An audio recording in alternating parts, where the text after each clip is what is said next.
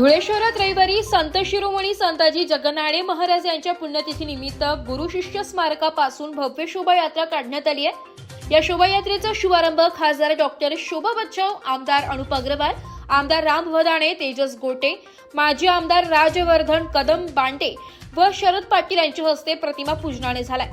या प्रसंगी शिवसेना उपनेत्या शुभांगी पाटील, भाजपचे डॉक्टर सुशील महाजन, शीतल नवले, जिल्हा प्रमुख अतुल सोनवणे, सतीश महाले, भगवान करणकाळ, माजी नगरसेवक सुनील महाले यांच्यासह राजकीय व सामाजिक क्षेत्रातील अनेक मान्यवर आणि समाज बांधव मोठ्या संख्येने उपस्थित होते।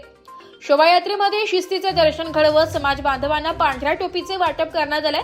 मिरवणूक मार्गावर भाविकांसाठी पाणी व चहाची व्यवस्था निरंजन करणकाळ, निळकंठ चौधरी व गजानन चौधरी यांनी केली होती।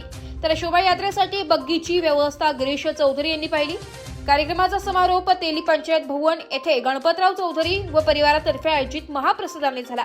जिल्हा व महानगर तेली समाज पंच मंडळ आणि संलग्न संस्थांनी आयोजित केलेल्या या सोहळ्याचे सूत्रसंचालन व आभार युवराज चौधरी यांनी मानले।